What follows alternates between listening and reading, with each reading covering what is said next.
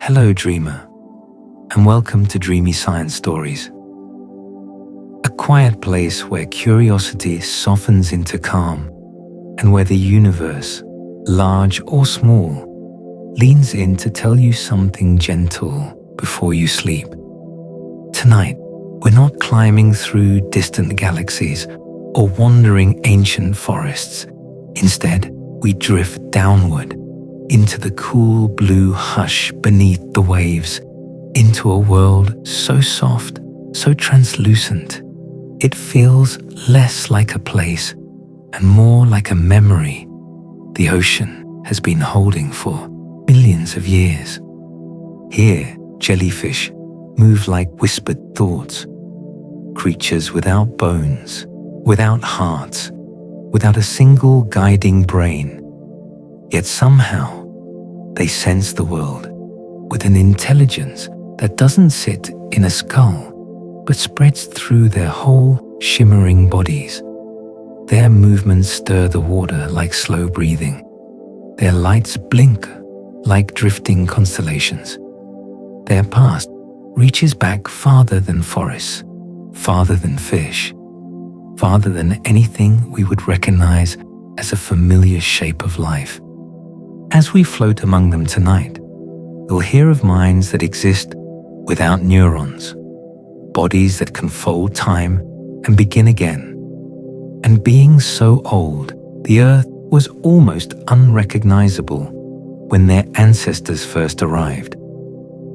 You'll see the ocean as a quiet cosmos of its own, a place where gravity is felt through tiny grains of living sand, and where a single pulse of a jellyfish might ripple the sea in ways we are only beginning to understand. But for now, all you need to do is let your breath slow, let your shoulders soften, and allow the dark water to hold you the way it has held these drifting creatures for 500 million years. And if this quiet journey brings you peace, or gently warms your curiosity, feel free to like, share, or leave a soft little comment below. It helps our small corner of dreamy science stories reach others who might also need a calm voice and a drifting place to rest. Now, let's begin. Let's follow the whisper of the ocean into the translucent world of jellyfish.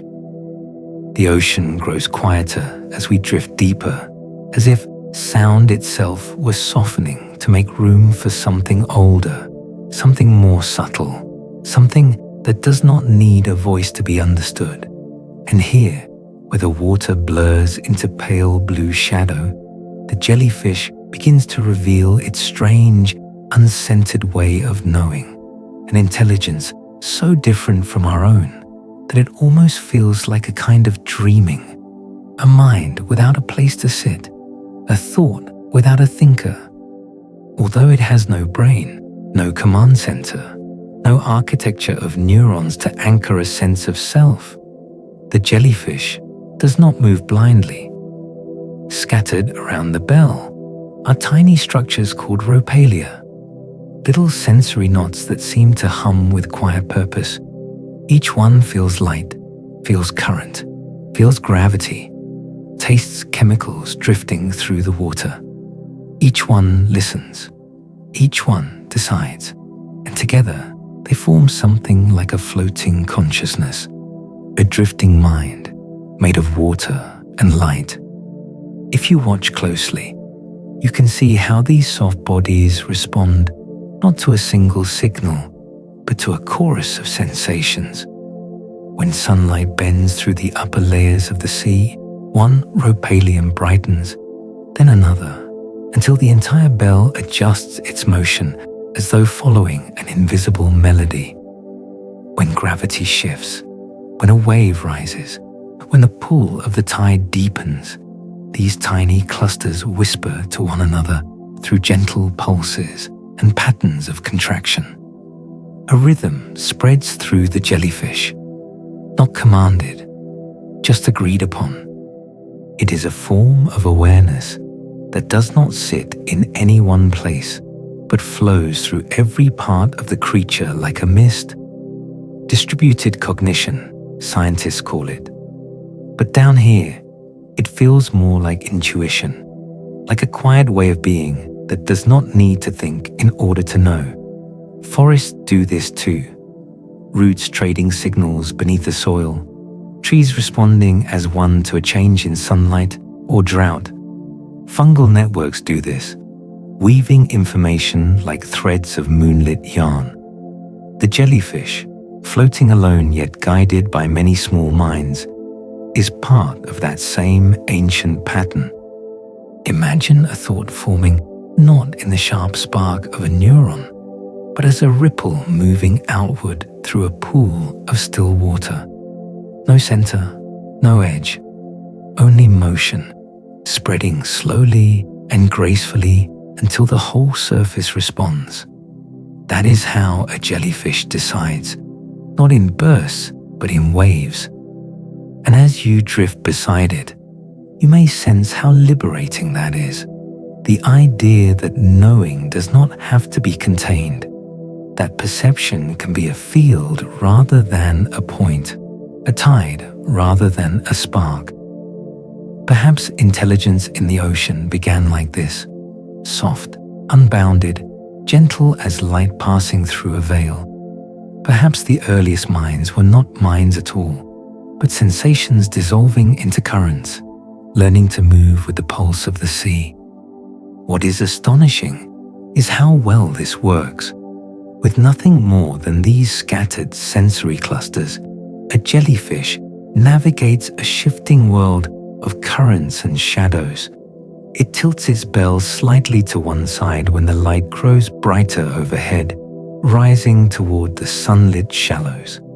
It drops into deeper blue when the glow dims.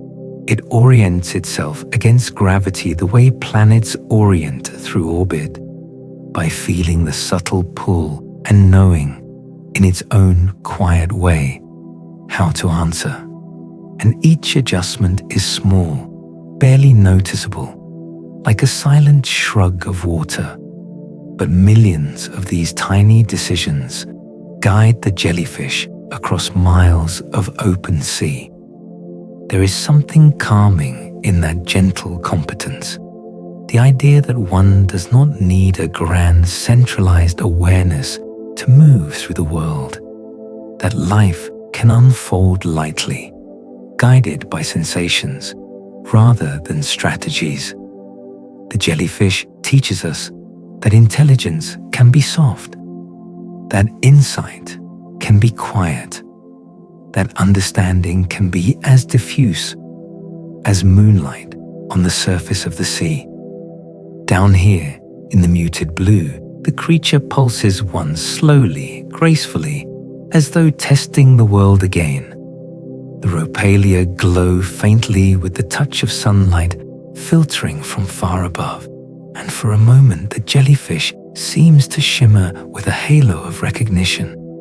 It is not thinking, it is simply responding, and yet it moves with purpose, drifting toward what its many small minds agree feels right.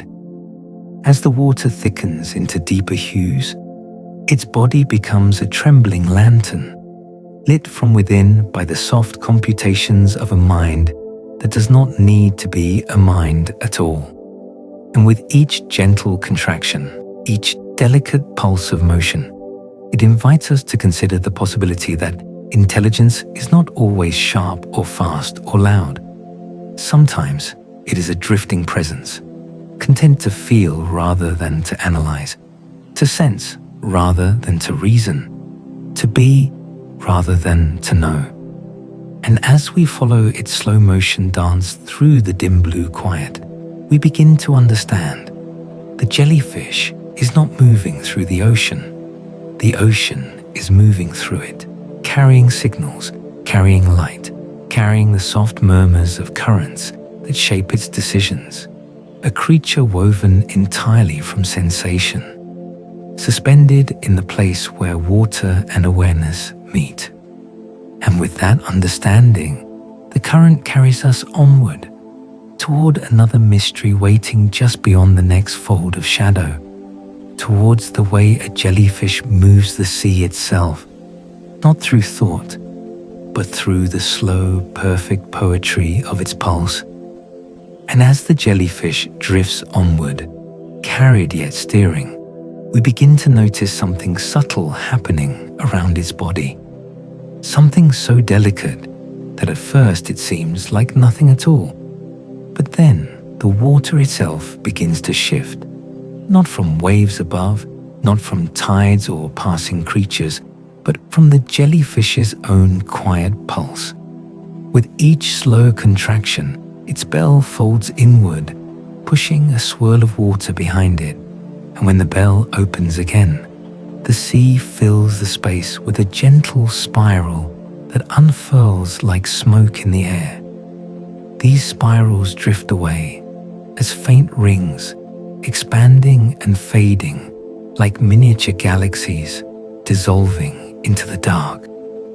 It is easy to assume that a jellyfish simply floats where the ocean takes it, but this is not entirely true. Though it moves with the grace of something surrendered to the tide, its body is a living water machine, one of the most elegant engines nature has ever shaped. With no bones, no fins, no muscles in the way we imagine them, it creates motion by orchestrating the sea around it, not pushing against water like a fish does, but forming perfect vortex rings, loops of swirling current that act almost like cosmic footprints left behind in the water.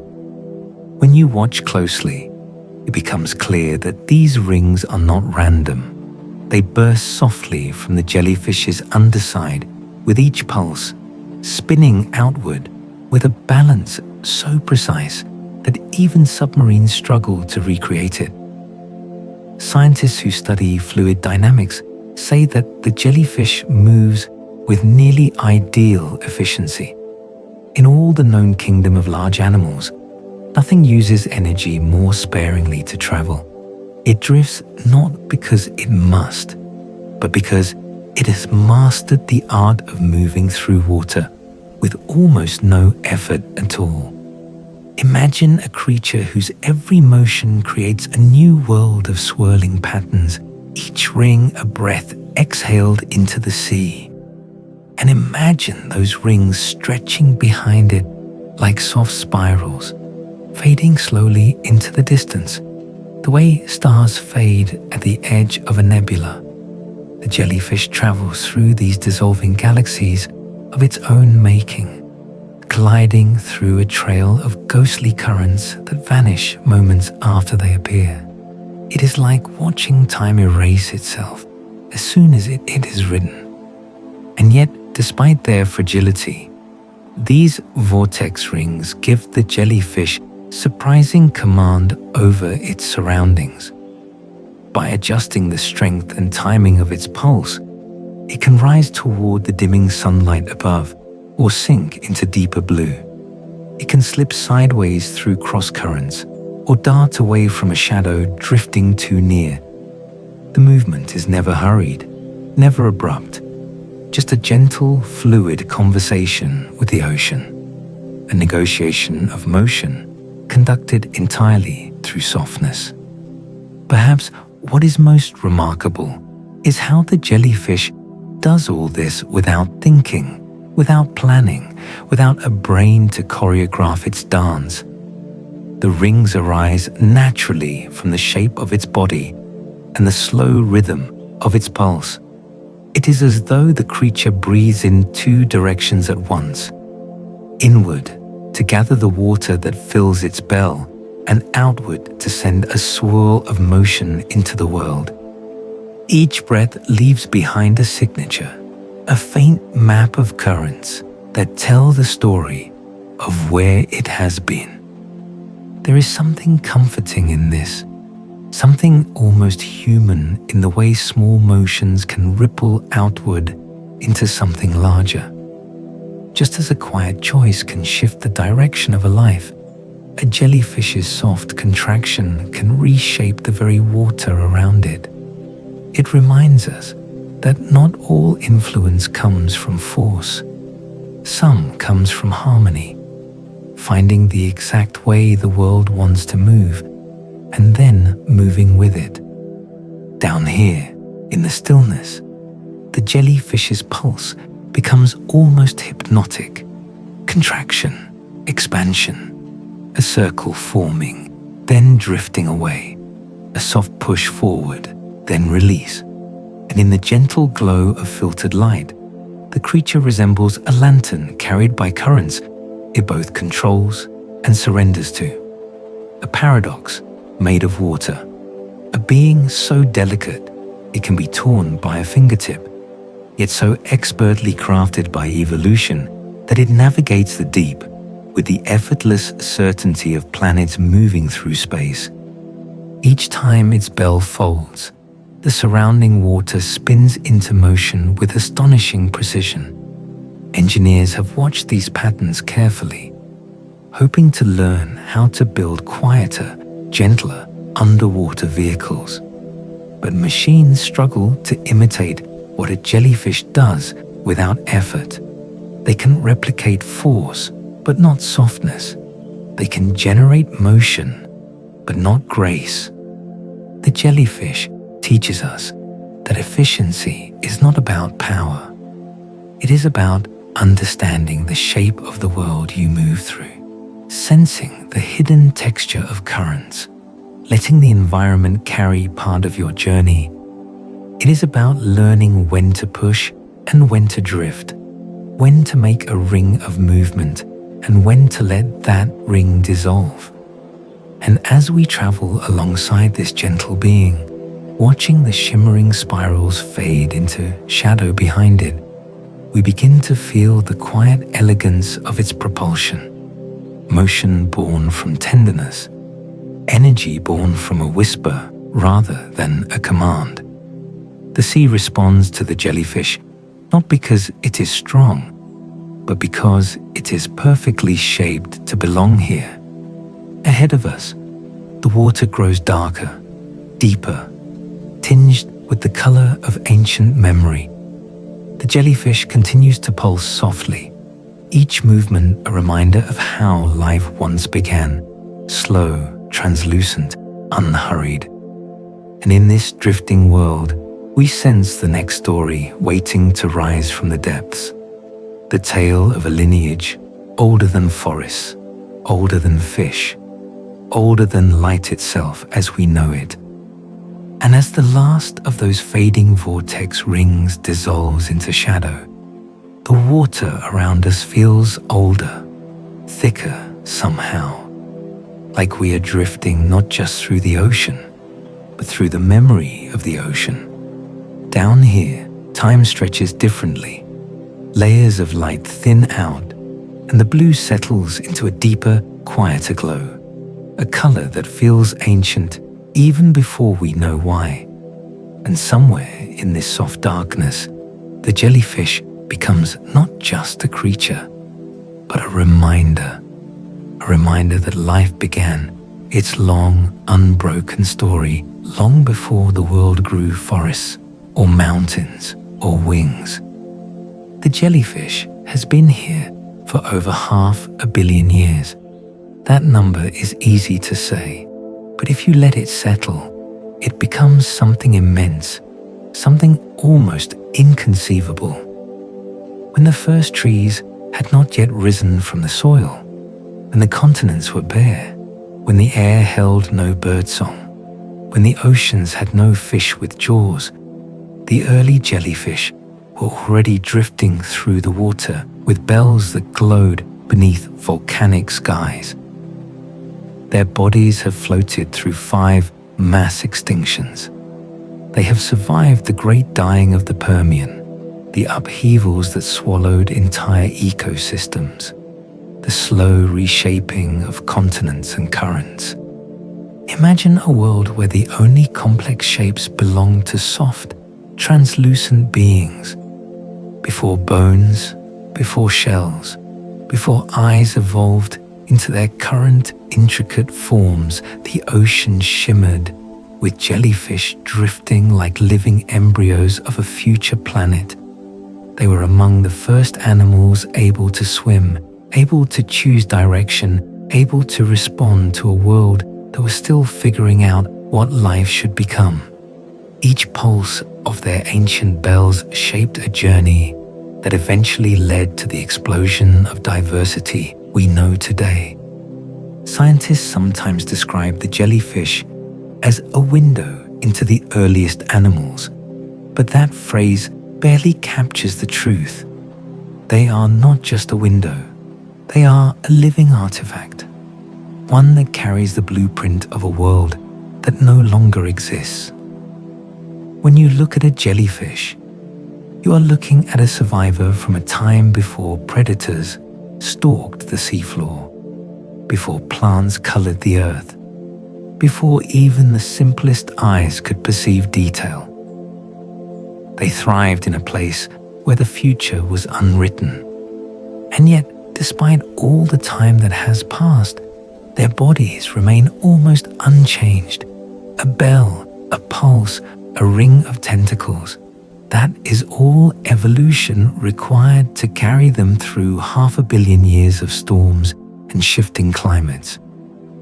In the face of extinction events that erased nearly everything else, the jellyfish simply kept drifting, slow and soft, as though the ocean itself protected them.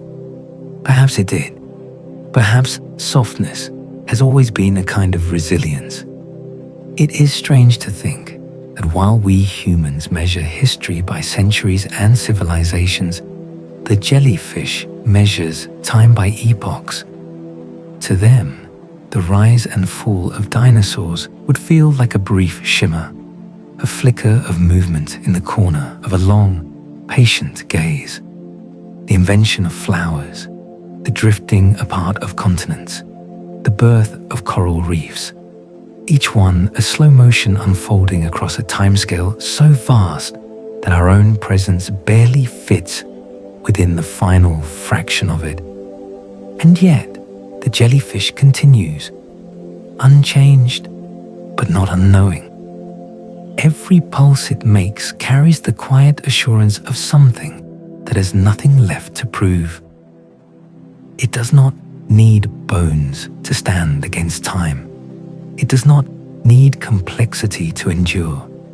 Its strength lies in its simplicity, in the way its form reads the currents and the light with the same ease that it once read the ancient alien seas of a newborn earth.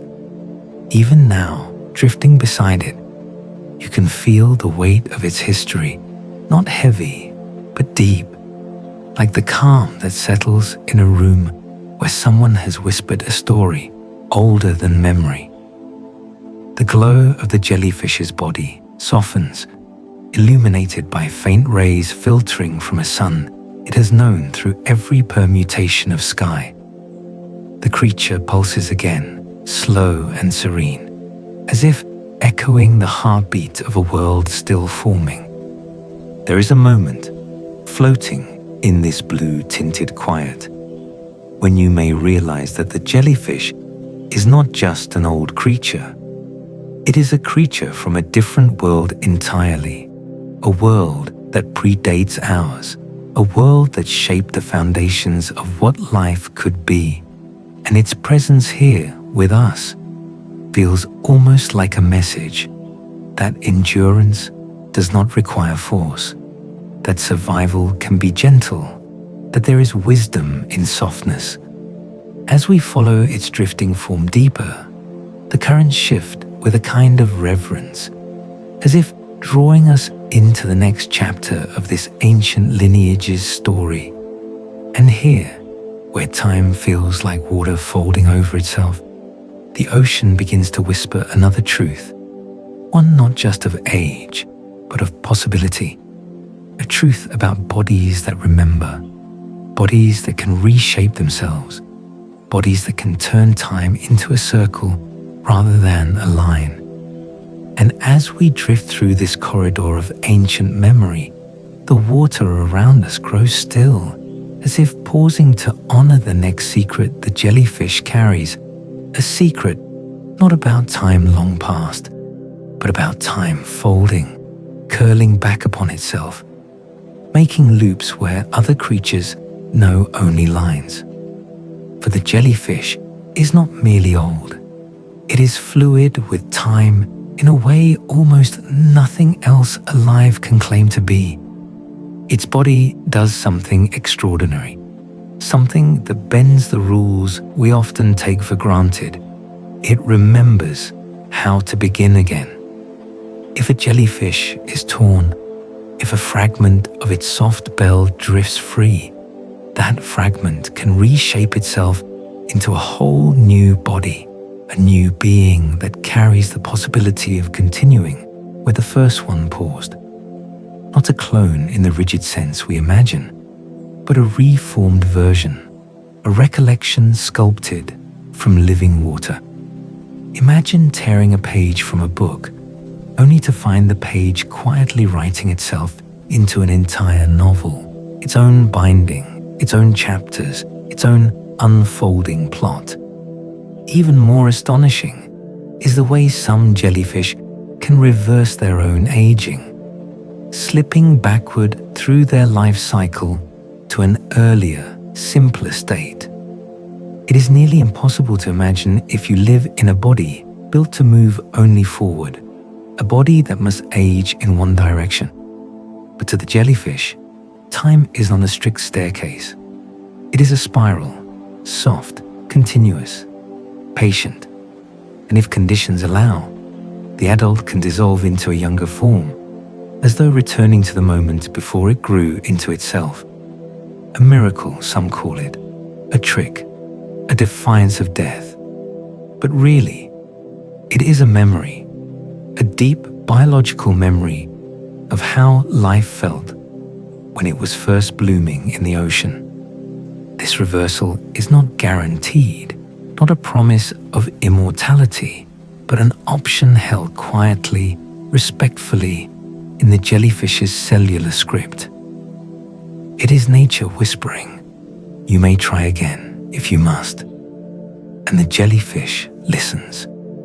It listens not with ears or thought, but with the fluid wisdom of a body that has known the earliest rhythms of life. There are even species that can divide themselves, forming two beings where once there was one. A splitting not just of matter, but perhaps of something like intention, a fragmenting of experience that continues along two drifting paths, as though memory itself has been poured gently into two vessels, each carrying echoes of what came before. It is strange enough to seem impossible, and yet it happens with the quiet ease of a soft bell pulsing in the dark. Watching such a creature, you might begin to wonder how much of identity is fixed and how much is water, how much of a life must remain whole, and how much can be poured into new shapes without breaking. The jellyfish moves through this question without hesitation, without fear. Renewal is not extraordinary to it. Renewal is simply part of the ocean's logic, woven into the currents that have carried these beings since the world was young. Even its daily existence feels like a conversation with transformation. The bell shrinks and expands, reforms its curves with every breath. Tentacles drift and rearrange themselves like threads caught in a tide. Nothing about the jellyfish is ever fully still. Even in sleep, its body shifts softly, reorganizing itself in subtle pulses as if tidying the edges of its own life. There is a quiet comfort in watching a creature so at ease with change. Humans often clench against time, fearing the erosion of years, fearing the softening of memory. But the jellyfish teaches something different, that a body can change and still remain itself. that identity does not fracture when reshaped, but continues like a melody carried by water, sometimes faint, sometimes strong, but always flowing. And so we drift beside this being whose life moves in circles rather than lines, whose edges blur into the ocean even as it remains distinctly alive. Its transparency only deepens the sense that we are witnessing something sacred, a life woven from renewal, a spirit that knows how to unfold and refold without losing its shimmering core. As the jellyfish pulses onward, its soft lantern-like glow illuminates the silhouettes of other drifting shapes ahead. The water grows warmer, tinged with golden hints from light filtering down in sleepy waves. And here, watching the creature move with its quiet readiness to begin again whenever necessary, you cannot help but feel a gentle invitation to soften your own grip on time, to imagine, just for a moment, what it might be like to live in a body that remembers how to return to its earliest form. The current shifts, as if guiding us gently onward, deeper into the place where even the most ancient creatures must rest. For the jellyfish, too, no matter how fluid its relationship with time, has moments when its drifting slows, when it settles into a rhythmic stillness that resembles something familiar, something like sleep. And so we drift with the creature into this quieter layer of the sea, where the water settles as though exhaling, and the movements of life soften into something like drowsiness. Even the light itself seems to dim into a gentle haze, as if preparing the ocean for a kind of dreaming. Here, the jellyfish begins to reveal another secret, one that feels impossible at first, yet becomes undeniable the longer you linger near its slow, deliberate pulse. Because the jellyfish, though it has no brain, no neurons arranged into anything resembling thought, still sleeps. When night reaches the shallows, when the last golden shimmer fades from the surface and the water cools with a sigh, certain species, like the upside-down Cassiopeia, slow their pulse, lessen their rhythm, and sink slightly toward the seafloor. They move into a state so unmistakably like sleep that even scientists hesitated at first to name it otherwise. But it is sleep in its simplest and oldest form, a body easing into rest, a mindless creature entering a mindful pause. Their tentacles drift more freely, their bells contract with a slower pattern, almost as though the jellyfish is breathing through a dream. If disturbed, a wave, a touch, a change in light, the creature stirs, responding sluggishly, as if roused from a deep and heavy quiet. And when the disturbance fades, it sinks again, returning to that soft, suspended stillness. What is remarkable is not simply that the jellyfish sleeps, but what that sleep means. It tells us that rest, not consciousness, not thought, not problem solving, is one of the oldest rhythms of life. Sleep may have begun long before brains existed, long before creatures formed centralized systems to tell the body when to wake or when to drift. Perhaps the first sleep was not a mental state at all, but a physical one, a cellular sigh, a slowing of the body in answer to darkness. Cassiopeia shows this in the gentlest way. Its upside-down posture, bell resting on the sand, tentacles reaching upward like a soft underwater garden, makes its nightly descent even more serene. It becomes a living flower folding itself into evening. Each pulse becomes slower, deeper, more spaced apart, like a drumbeat winding down, and the water around it mirrors that stillness, settling into a cradle of dim light and drifting particles. Scientists once believed sleep required a brain, a network, a center. But the jellyfish shows otherwise. It suggests that rest is not an invention of complex thought, but a necessity woven into the earliest architecture of life. A state that allows the body, even a body made mostly of water, to restore itself, reset its rhythms, and return to its gentle place in the world. And there is something almost spiritual in watching a creature sleep without dreams, without memories, without the weight of consciousness. It rests because the universe itself is rhythmic, because darkness arrives, because energy must ebb before it flows again, because the ocean is full of pulses that rise and fall with perfect patience. The jellyfish simply joins that rhythm, surrenders to it, becoming part of the ocean's own quiet breath. You may notice, in this dimming layer of the sea, that other creatures echo this nightly pause. Plankton drift lower, small fish slip into rock crevices, larger forms slow, conserving the day's warmth. But nothing captures the essence of rest quite like the jellyfish, whose entire body becomes a soft clock unwinding. It does not close eyes, it has none. It does not dream, it has no mind for that.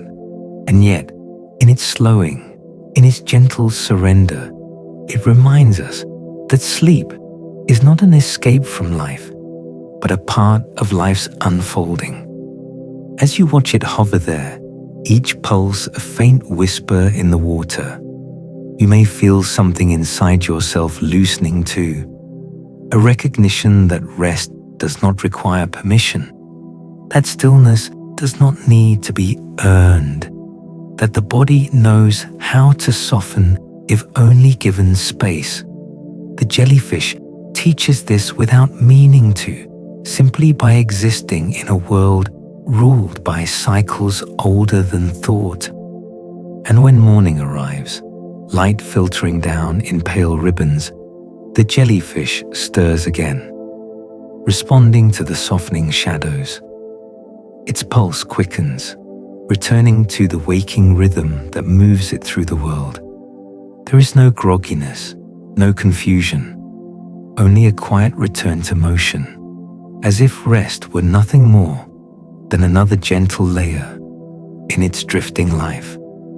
We rise with it now, carried upward by the first touches of dawn, watching as its translucent form brightens from within.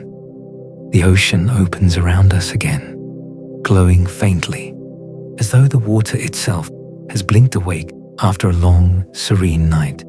And in that glow, the jellyfish begins to reveal another truth hidden in its soft, transparent body.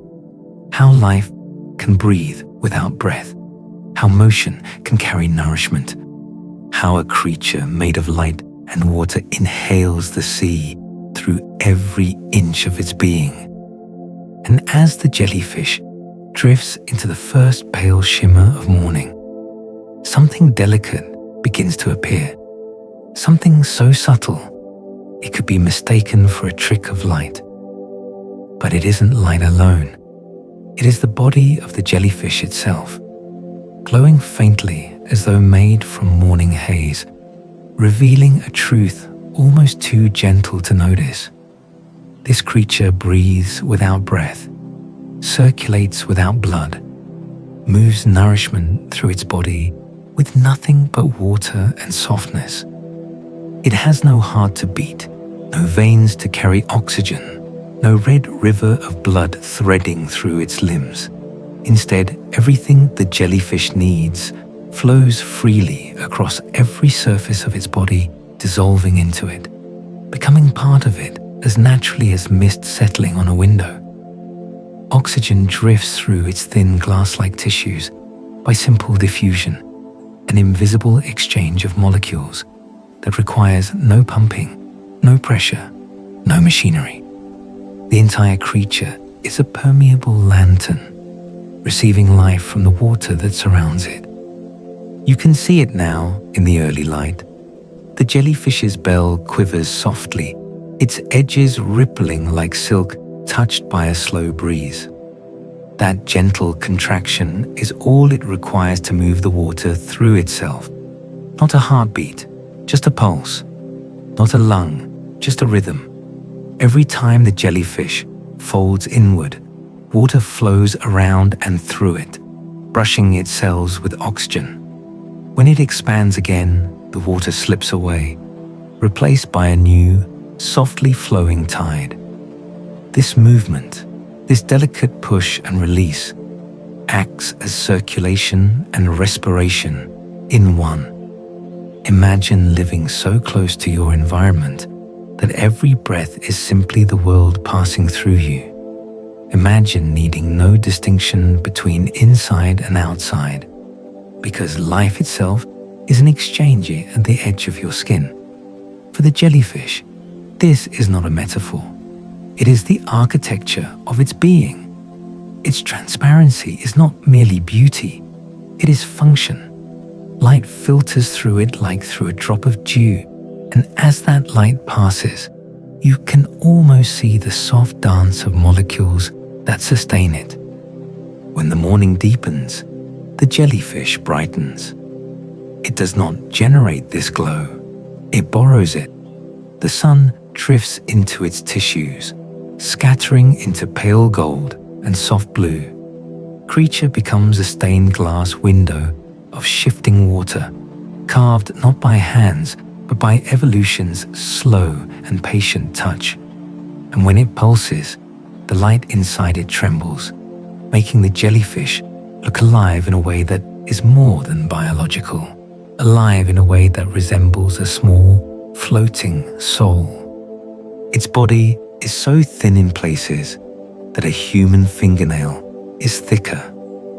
And yet, this fragility is precisely what makes the jellyfish work. Oxygen does not need to travel far. Nutrients disperse gently, evenly.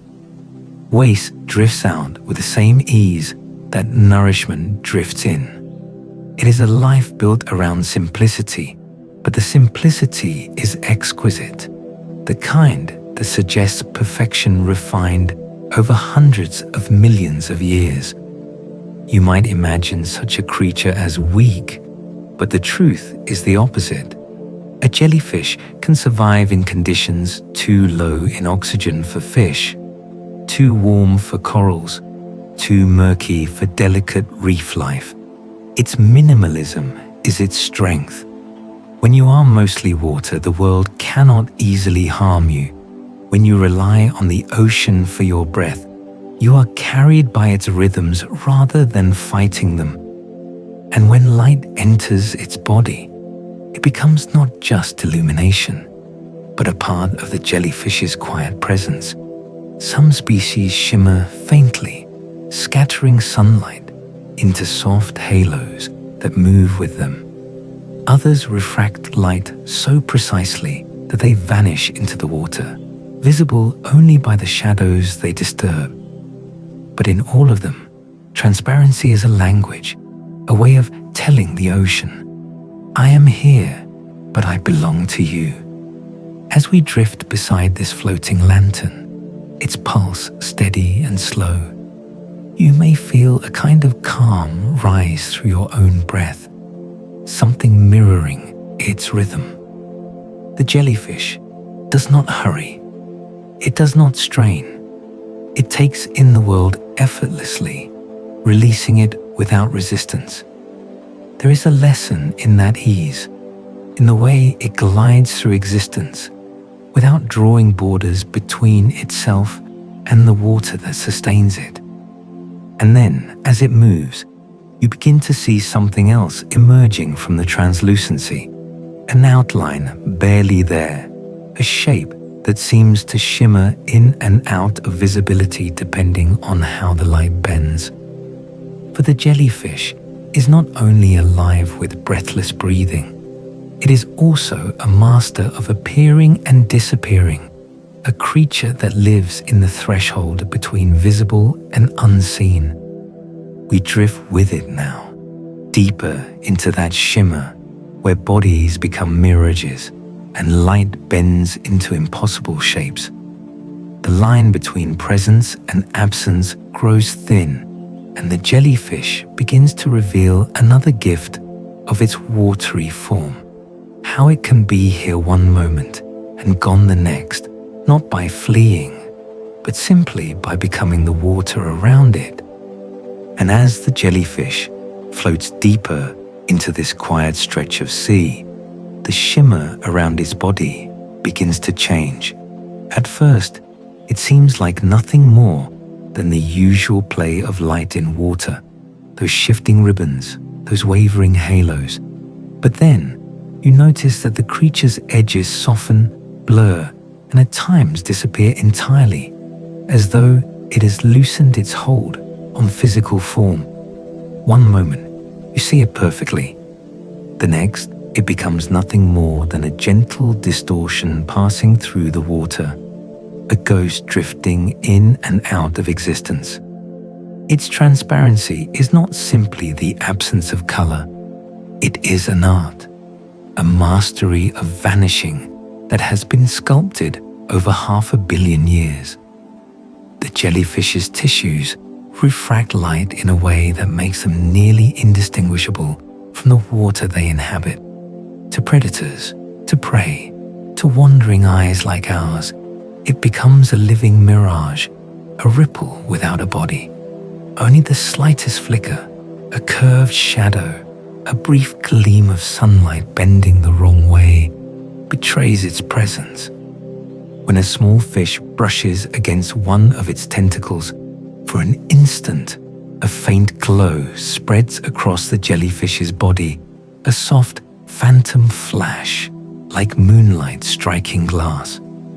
This is not light coming from within. It is light responding to contact, scattering in thin, trembling lines.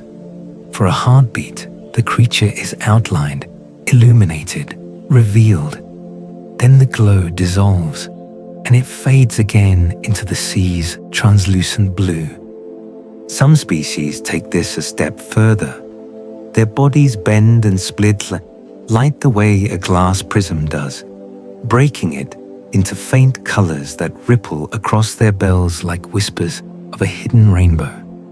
As they move, their edges refract and distort the world behind them, creating illusions, bodies where no bodies exist, flickers of motion where nothing moves.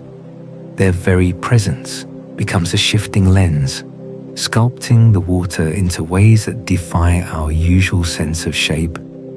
Imagine standing in a room of mirrors, where each reflection is soft and uncertain, where the borders between real and imagined blur.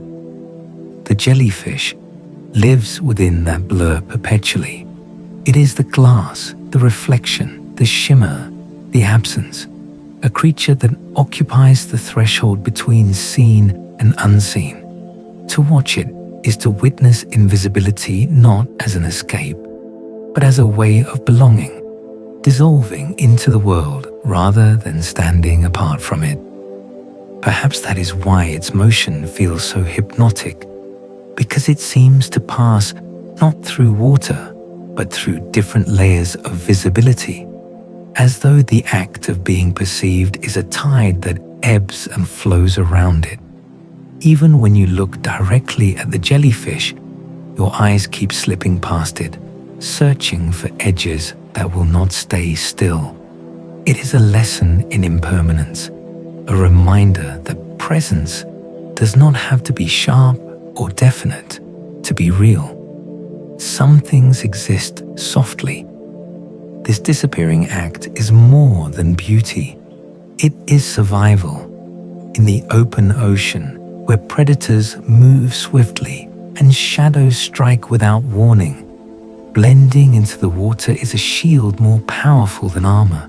The jellyfish's frailty becomes its strength.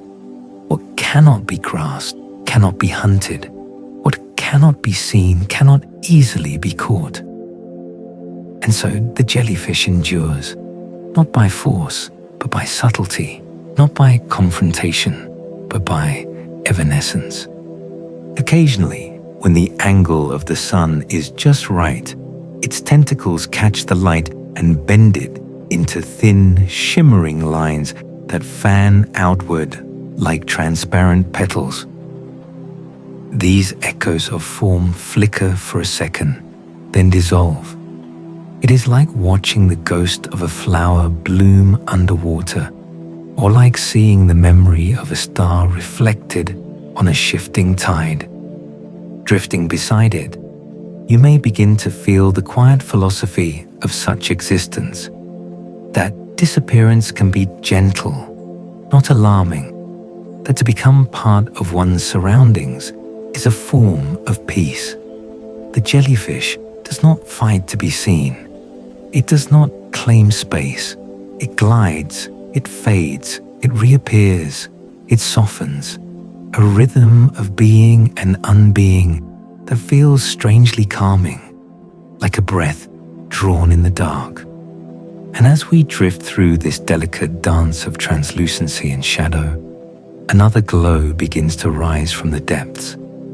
Not a reflection this time, but a light born from within. A soft pulse of bioluminescence flashes in the distance, then another, like underwater fireflies blinking awake. The water grows speckled with tiny green and blue sparks, gathering around a shape that seems almost familiar. For some jellyfish do not merely bend the light that touches them. They carry their own light, weaving it through their tissues in gentle waves. And among them is a species whose glow changed the course of human science, whose tiny lantern-like body illuminated secrets hidden inside living cells. We drift now toward that subtle radiance, toward the soft, glowing creature whose light, once captured and understood, revealed an entirely new language to the world, an invisible alphabet made visible, a luminous whisper that transformed the way we study life itself. And as we followed that faint green shimmer through the water, the darkness around us begins to soften, not with sunlight, not with reflection, but with something gentler, light born inside the bodies of drifting beings, blooming like small constellations in the deep. One of these glowing shapes pulses ahead of us, its light flickering in delicate rhythms. At first, it seems modest, a quiet spark in a vast ocean. Yet this humble glow carries a story that reaches far beyond the sea, far into laboratories, telescopes of the mind, and the ways humans understand life itself. For within the body of this jellyfish, Aquaria victoria, lies a molecule that changed everything. A tiny pale green lantern, the green fluorescent protein, GFP, a language of light hidden inside a creature made mostly of water. Scientists first noticed this shimmering glow decades ago, drifting like a faint halo around the jellyfish's bell whenever it contracted. It was mysterious, beautiful, almost shy in its appearance. But inside that delicate radiance was a key, a way to make the invisible visible. When scientists finally isolated GFP, they discovered that it could be placed into the cells of other living organisms, causing those cells to glow gently under certain light. Suddenly, the hidden machinery of life could be watched in real time. Neurons firing in the brain of a fish, stem cells dividing and migrating, proteins traveling through the body like tiny luminous travelers. The world inside the cell, once as shadowed and unknown as the deep sea, illuminated itself softly, thanks to a protein born in the drifting quiet of a jellyfish. Imagine that. the thoughts of a mouse glowing green as they move across the brain, a developing embryo lighting up from within like a lantern filled with secrets, entire maps of life written in gentle fluorescence, made readable by a creature that never sought attention, never knew the magnitude of the gift it carried, a jellyfish pulsing under the moonlight, unaware that its glow would someday help humans cure diseases, understand memories, even trace the pathways of emotions. Yet the jellyfish itself does not glow for us. Its light is part of its own quiet world. It uses luminescence to communicate, to draw in prey, or simply to shimmer softly in the currents where sunlight cannot reach. In the deep, where darkness rules, light becomes not brightness, but presence, a way of saying, I am here, without making a sound, a way of touching the world without disturbing it. Watch closely and you will see how the glow moves inside the jellyfish, not like a bulb, but like a breath of color. It spreads, fades, returns. Sometimes it pulses in waves, as if the sea itself were sighing. Other times it flickers, like small stars caught in drifting gel. The glow never hurries. It trusts the darkness to hold it. There is something profoundly gentle in that trust. We often think of light as something that must conquer darkness, carve through it, overpower it. But the jellyfish shows a softer truth, that light can inhabit darkness without breaking it. That brightness can be a whisper instead of a shout. That illumination can be kind. As it drifts, its glow reflects faintly onto the surrounding water, tinting the currents with a wash of green. This shimmer blends with the jellyfish's transparency, making it appear as though the creature is made not of tissue, but of light held together by intention. Every part of it seems to glow with memory, the memory of ancient seas, the memory of movement, the memory of the first sparks of life on Earth. For light has always been a storyteller. And here, in the quiet blue, the jellyfish becomes a vessel for that story. It carries the language of photons through its tissues, just as it carries the memory of oceans older than forests. It holds time in its body the way the deep holds silence. Its glow is not a display, it is a record, a living journal written in green fire. And as the creature pulses again, scattering its faint radiance through the water, we drift with it, feeling the delicate hum of its presence. The glow brightens, then dims, like a heartbeat made of color. And you can sense, even without touching it, that this light is more than illumination. It is connection between the jellyfish and the sea, between ancient life and modern knowledge, between the unseen and the visible. We rise slowly with the creature now, guided by its languid ascent.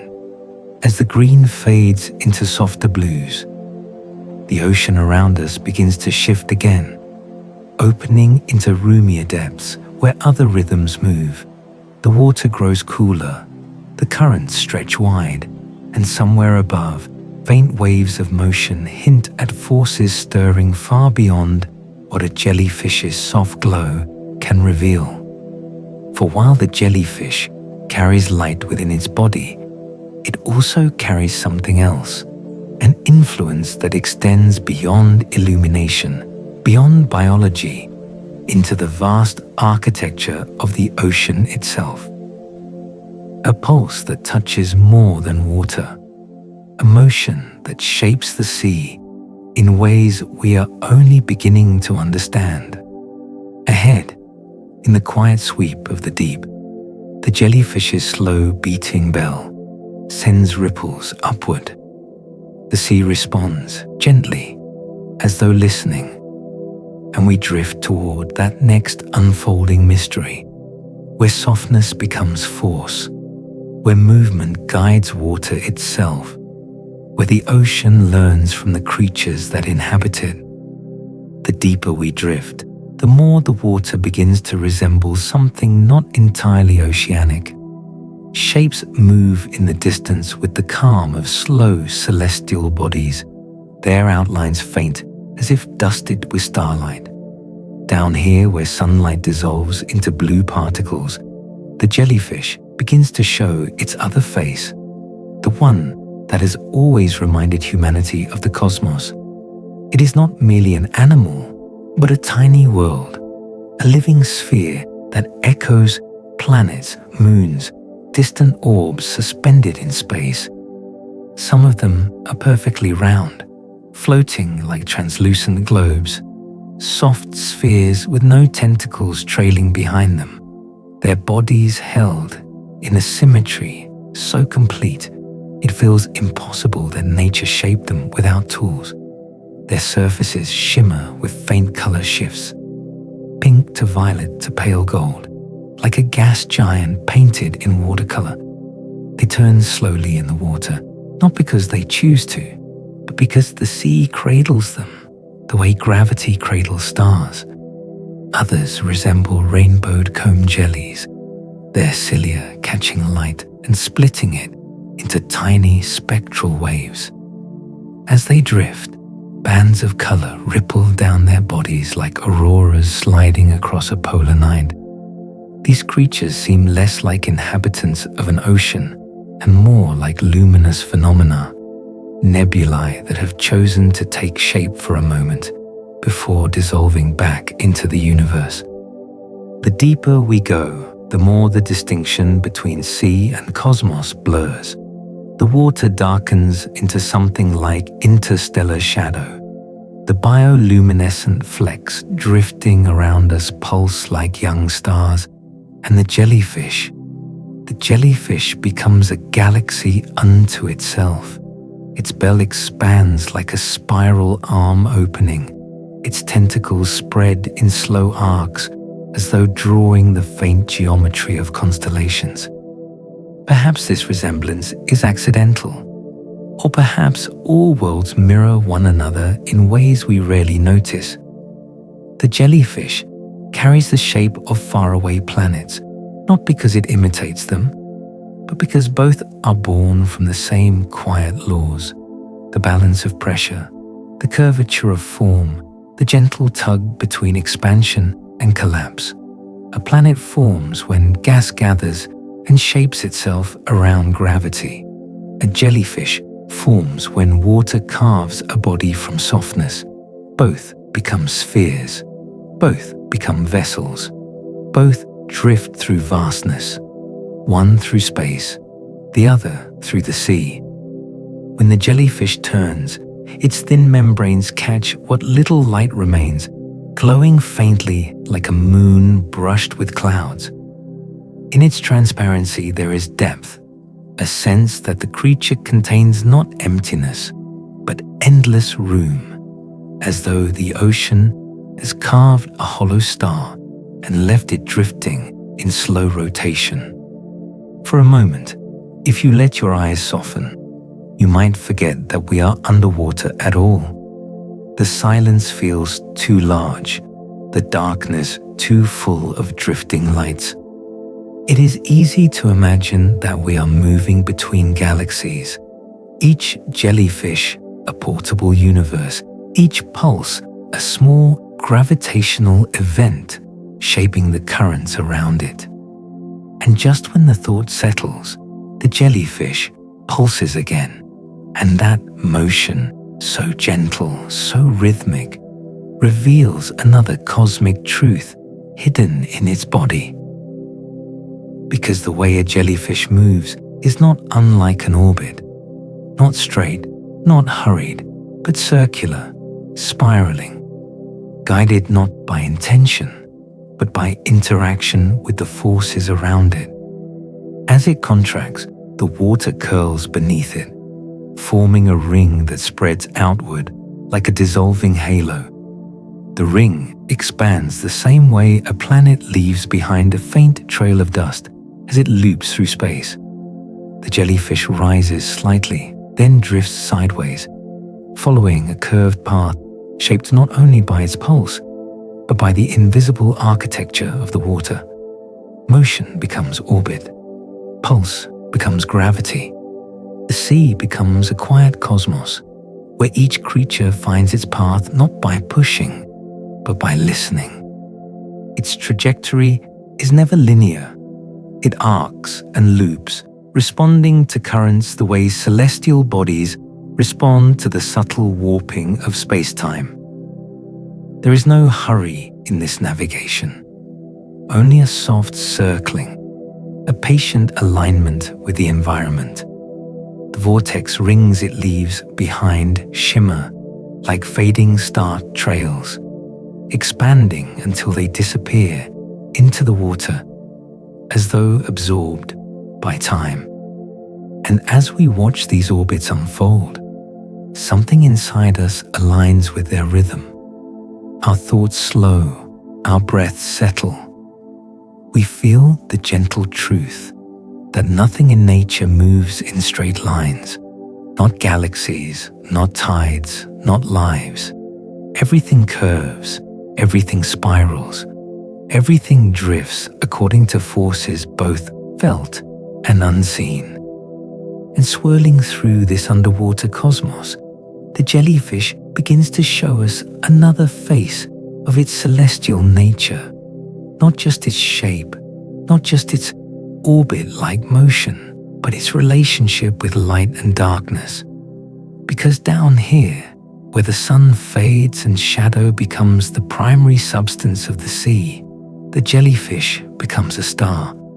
Not a blazing one, but a soft, living star whose light is woven gently into the fabric of darkness.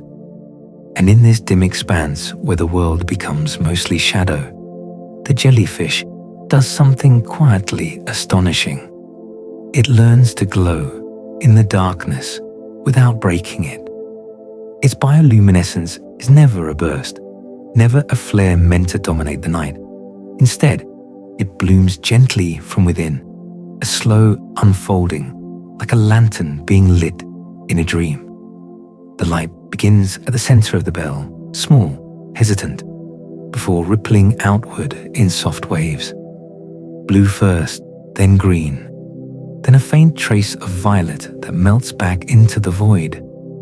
Each pulse of light seems to follow the rhythm of its movement, as though the creature is breathing brightness into the water. And yet, this glow is not only for beauty. Down here, where every shimmer can mean life or danger, the jellyfish uses its light with care, weaving it into the patterns of the deep. In some species, the glow attracts tiny prey the way stars draw the eye at night. In others, it confuses predators, scattering their perception into drifting fragments. But most often, the light is simply present, an extension of the jellyfish's being, as natural as a heartbeat. It illuminates nothing beyond itself, offering only the softest reminder that even in darkness, life carries embers. The deeper we watch, the more the jellyfish resembles not a creature but a star forming silently in the ocean's long night. Around it, planktonic flecks drift like interstellar dust.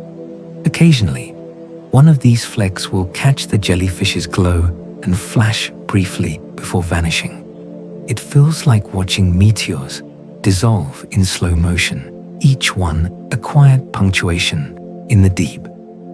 This interplay of light and darkness creates a sense of infinite space, a world without edges, without a true up or down, where only the jellyfish's faint illumination holds any shape. Here, light does not conquer darkness. It coexists with it. weaving a boundary so delicate it can shift with a single ripple. And the jellyfish understands this balance instinctively, pulsing its glow in intervals that suit the rhythm of the water around it. There is no urgency in this light. It feels, instead, like a conversation. Soft, respectful, patient. Darkness offers its deep cradle, and the jellyfish answers with a pulse so subtle it becomes part of the cradle itself. If you stay long enough, watching the faint shimmer curve through the water, you begin to sense how the ocean becomes a mirror, not just of space, but of the way space behaves. Stars burn in emptiness. Jellyfish glow in stillness. Nebulae drift across cosmic currents. Jellyfish drift through liquid ones. Light, whether cosmic or oceanic, reveals itself only to disappear again into vastness. And in this mimesis, the ocean feels less like a world apart and more like a parallel cosmos, one we can reach without ever leaving Earth. It is here, in this blending of seas and stars, that we begin to understand how the jellyfish senses its universe. It does not have eyes to gather the dim blues around it, nor ears to hear the water whisper along its bell, but along its body sit tiny organs, statocysts, each one holding a minuscule grain, like a bead of drifting sand. As the jellyfish tilts, the grain shifts, telling the creature which way is up, which way the pull of the planet leans. It is a gravitational whisper, a soft suggestion of where the world points. These grains move with a fluid grace, never colliding, never jarring, like planets tracing their orbits through space. As they settle or drift, the jellyfish reads them the way one reads starlight, lightly, intuitively, without force. It senses the Earth's pull not as a command, but as a gentle reminder. The statocysts become its internal constellations, guiding its drifting through a universe made of water. This method of sensing is so ancient, so simple, and yet so profound that it feels almost like magic. Imagine navigating the world with a pocket of floating sand as your compass, letting gravity speak to your body in the softest movements. The jellyfish does not analyze these signals, it absorbs them. Its entire form responds, adjusting in arcs and curves that match the invisible geometry of its environment. It knows the world not through objects, but through forces, not through images, but through balance, not through hearing, but through subtle shifts that would pass unnoticed by nearly every creature except those shaped by the deep. And in these drifting adjustments, the jellyfish becomes something more than an animal. It becomes a cosmic membrane, a luminous veil stretched between water and gravity, bending with every ripple in the deep. The ocean flows through it like wind through a nebula, shaping it with pressures too delicate to name. The jellyfish does not resist these forces. It receives them, allowing its body to become a map of the universe writ small. This is the nature of existence here, slow, circular, outside the urgency of surface time. Movement does not hurry, it unfolds. Growth does not race, it drifts. Even the glow of the jellyfish blooms and fades in unhurried cycles. Down here, time stretches the way light does in the deep, long and soft, bending at the edges. When the jellyfish pulses again, its movement feels like a clock without hands, marking time not by seconds, but by the rhythm of its own being. Each contraction is a moment. Each drift is an era. Its life cycle looping back on itself in ancient repeating patterns, resembles not a timeline, but an orbit, an endless return to origins shaped by forces older than memory. And as we follow it deeper, letting this slow time settle over us, the ocean grows even quieter, becoming vast in a way that feels almost holy. The jellyfish continues forward in its soft arc, its light dimming, then brightening, like a distant star breathing across 1,000 nights. And somewhere beyond that glow, the water hints at yet another truth waiting to unfold.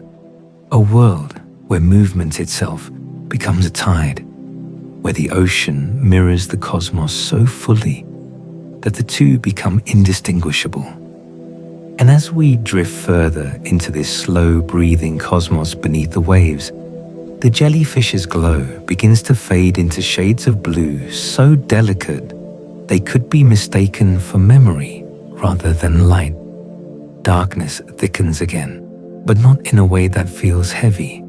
It feels expansive, as if the water has become a long corridor, leading us into the deeper mysteries of how a being so soft, so seemingly simple, can navigate a universe without any of the senses we consider essential. The jellyfish quiets now, not in rest, but in attention.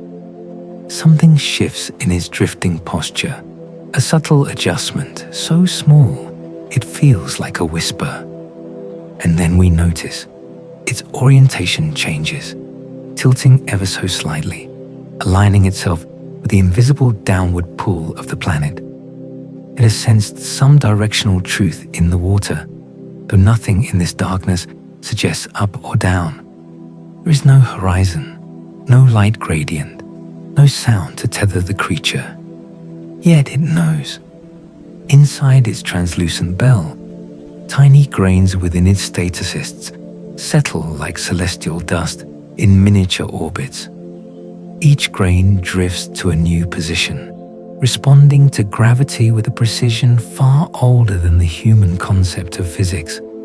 The jellyfish reads these movements, not as data or calculation, but as feeling. It knows the shape of the world by how the world touches it. If the ocean is a universe of fluid forces, then the jellyfish is an instrument perfectly tuned to its subtle shifts. Every tilt of its bell, every adjustment of a tentacle echoes the response of a planet, aligning itself with the gravity of a star. The statocysts are not simply organs. They are constellations inside the body of a creature that carries its own soft cosmos. In a sense, the jellyfish perceives the universe the way galaxies do, not through sight or sound, but through the quiet tug of forces that shape everything. The grains inside it drift the way moons drift in orbit, held not by walls, but by the curves of invisible fields. And the jellyfish listens to these drifts the way a tree listens to the wind, subtly, instinctually, without ever needing to understand. The more we watch, the more astonishing this becomes. The jellyfish's entire body responds to gravity by behaving as though it is part liquid, part sky. It does not resist the downward pull, it flows with it. It does not fight the upward lift of buoyancy, it allows it, and between these forces, it finds its path, slow, effortless, guided by a sensitivity so refined it feels almost cosmic. A slight darkening overhead tells the jellyfish something has shifted. Perhaps the shadow of a passing creature, perhaps a change in the density of the water, perhaps nothing more than the distant echo of turbulence from far away. Yet the jellyfish tilts, adjusting its position with the same grace a comet follows its curved trajectory through the solar wind. It is here, watching these small movements, that the deep ocean begins to feel not like a realm beneath our world, but like another facet of the same universe that spins above us at night. The jellyfish drifts like a soft star. The water around it is a dark sky. Its staticists are small planets whispering to it. And the creature continues on, guided by a gravity too delicate for our senses to perceive. As we follow, the water grows broader, more open, as if we have drifted into a chamber with no beginning and no end. Here, in this vastness, something unexpected rises inside us. The sense that the ocean is not just mirroring space metaphorically, but structurally. Both are domains shaped by curves, pressure, darkness, and distance. Both hold bodies suspended in a state of drift, responding to the unseen. Both are realms where light travels slowly and where time behaves strangely, stretching into long silences. Down here, the jellyfish seems to feel this kinship. Its bell expands slightly, then contracts, as though breathing with the rhythm of the cosmos itself. Light from another bioluminescent form glimmers in the distance, faint as a distant star. The currents shift, slow as drifting solar winds. Everything around us begins to blur into a quiet symmetry. Water is space, space is water. The jellyfish as a being that belongs equally to both. Its transparency now seems less like camouflage and more like a reminder that form can be porous, that existence can be fluid, that identity can be a membrane stretched gently between worlds. The jellyfish is a cosmic veil, thin enough for light to pass through, soft enough to bend with every force it encounters, strong enough to endure for eons. And in this suspended space, time loosens. Moments lengthen, and the jellyfish pulses in slow, dreamlike intervals, its body moving with an ancient, unhurried rhythm. It does not measure its life in seconds or hours, but in cycles, soft returns, gentle repetitions, spirals of being that curve the way galaxies curve through the night. Its life is not a straight path, but a loop, turning back on itself with the ease of a star completing its orbit. We drift with it now, feeling this slow time seep into us. The boundaries between past and present soften. Movement feels circular, almost meditative. Even the water seems to breathe around us in long, cosmic intervals. And somewhere ahead, the ocean begins to offer another vision, one that brings these two worlds, space and sea, into perfect alignment. A vision where the ocean becomes a mirror for the stars, and the stars become reflections of the deep. And as we follow this drifting star of the ocean deeper into the open blue, the boundary between sea and sky dissolves entirely. The water grows so wide, so gently featureless, that it begins to resemble the velvet backdrop of space itself. Here the jellyfish glides as though suspended in a quiet constellation of its own making. The softness of its form, bending the currents the way gravitational wells bend the paths of wandering moons. Up above, though above means little in this place, the last traces of surface light fade into indistinct silver wisps, as though the sky has lowered itself into the ocean to rest. Down below, the darkness deepens into something endless, a void with no horizon. And between these two planes of nothingness, the jellyfish moves with the same serene purpose as a planet tracing an orbit no eye has ever seen. It becomes clearer now how the ocean mirrors the vastness of space not merely in darkness, but in structure. Here, distances feel large even when they are small.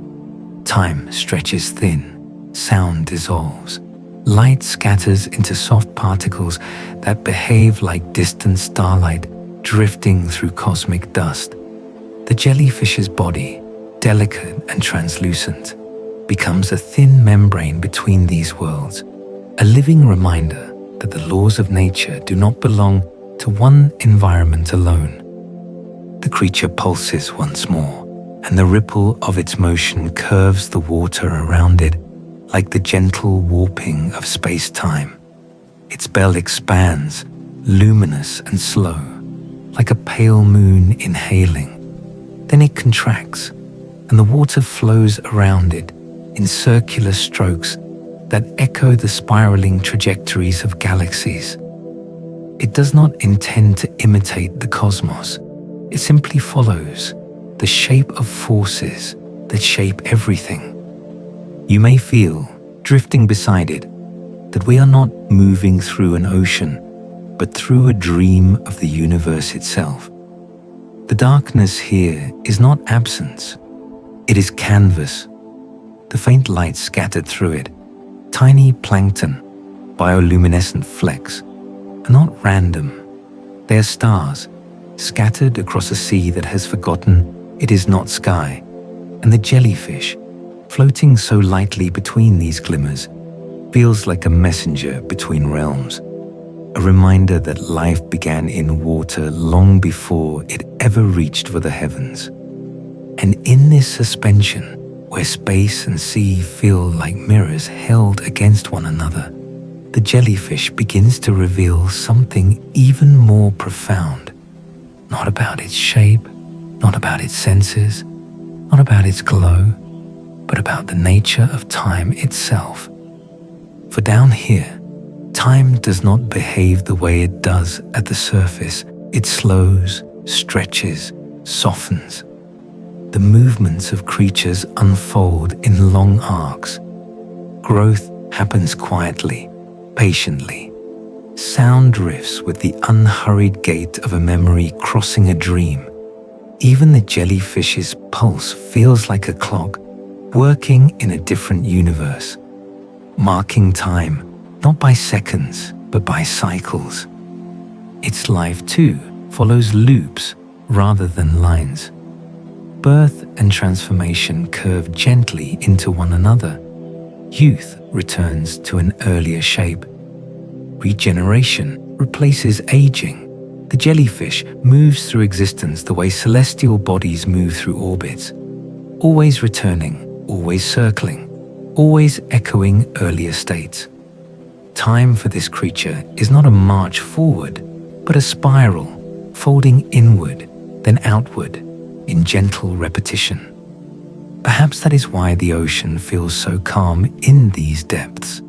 There is no sense of urgency because time itself is wide, patient. There is no ticking, no counting down, no linear insistence. Everything is allowed to unfold at the pace of drifting water. The jellyfish's slow pulse becomes a kind of mantra, a reminder that even in a universe ruled by change, some rhythms are circular and soothing. As the creature glides ahead, the water glows faintly with its bioluminescent traces, each flicker a tiny echo of the moment before. These glimmers fade slowly, dissolving like memories that soften but do not disappear. And for a moment, surrounded by these dissolving lights, you may feel that you too have slipped into this slower time, that your breath has lengthened, your thoughts unwound, your sense of movement eased into the drifting rhythm of the deep. Down here, the boundaries between moments stretch thin. Seconds become breathing spaces. Minutes dissolve into quiet arcs. The present flows into the past with the ease of a current turning around a rock.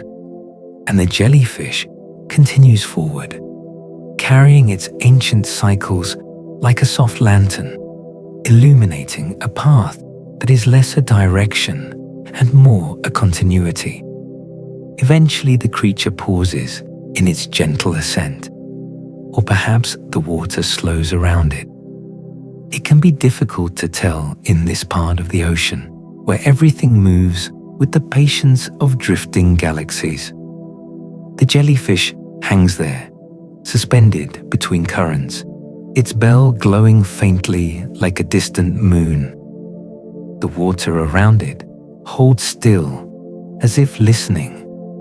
And in that stillness, we sense the architecture of this strange, liquid cosmos.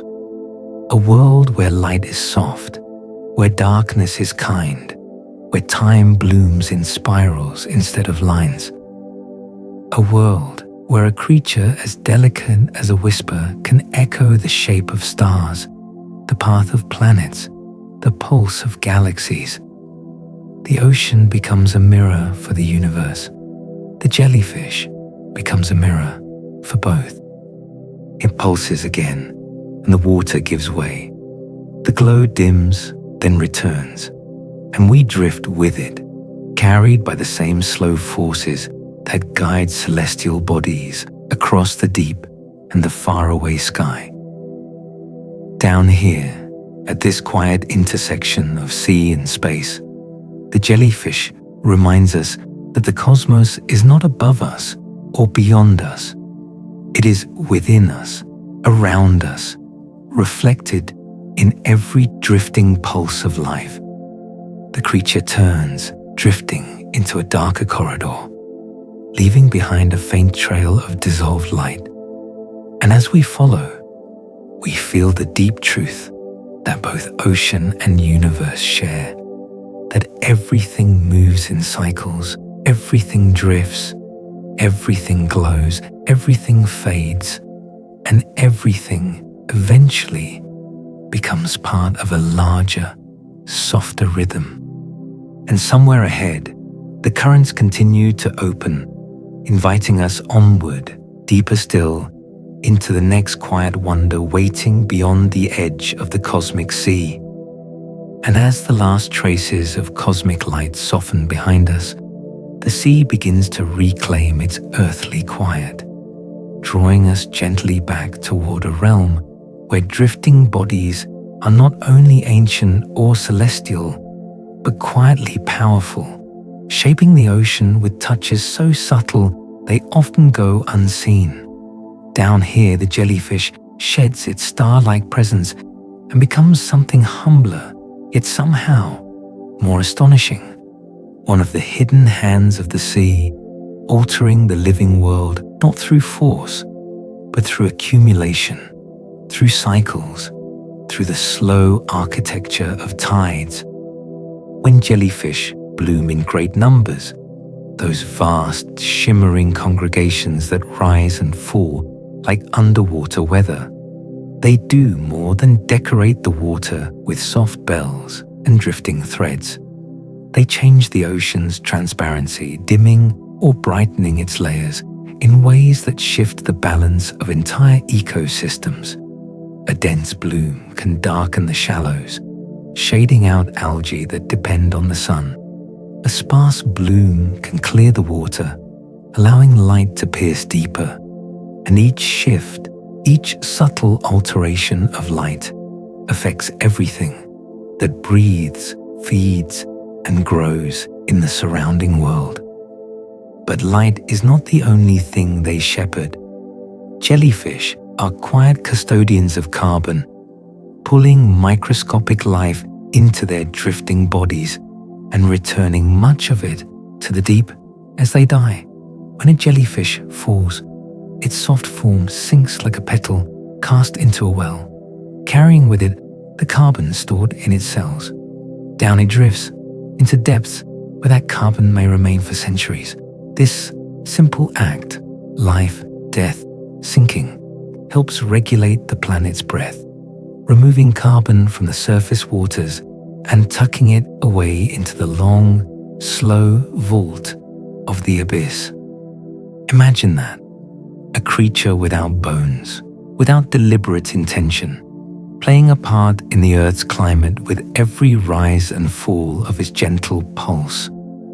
Whole blooms can shift the carbon balance of a region, drawing microscopic drifting life downward, preparing new space in the upper layers for fresh growth. And when jellyfish are abundant, they sweep the water like soft nets, gathering what drifts, funneling it into cycles that ripple outward across the sea. There is something deeply calming in this hidden influence.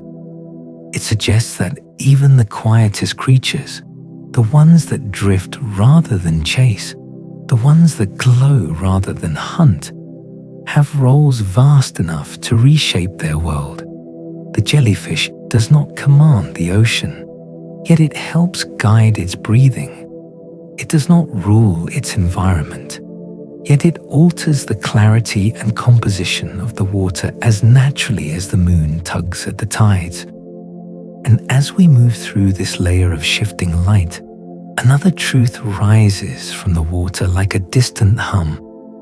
The jellyfish's pulse touches more than its own drifting path. It touches the sea itself, stirring the deep in ways that echo through temperature, motion, and even climate. Large jellyfish, massive bells trembling through dark water, can move astonishing volumes of sea with every contraction. The deeper they live, the more profound this stirring becomes. In the quiet layers far below sunlight, where water can rest untouched for months or even years, a single giant jellyfish can lift cold, heavy water upward with its slow ascent. The warmth above mixes downward in response. Temperature shifts, nutrients stir, currents adjust their edges, and though small in scale when compared to storms or tides, these motions accumulate, weaving themselves into patterns that ripple across regions like a soft, living influence. Some oceanographers have begun to wonder whether jellyfish, in their countless drifting pulses, contribute to the mixing of deep waters with a significance we have yet to measure. The idea feels almost poetic, a sea whose climate is brushed into balance not only by winds and the moon, but by the beating of soft bells in the dark. The ocean as a body, the jellyfish as part of its subtle heartbeat, a living system guided, in part, by creatures made mostly of water and intentionless motion. As we drift alongside one of these giants now, its bell broad as a small planet, its tentacles trailing like threads of silver cloud, you can feel the water shift with each contraction, not dramatically, not forcefully, but with a confidence that suggests the sea has always known how to interpret such movement.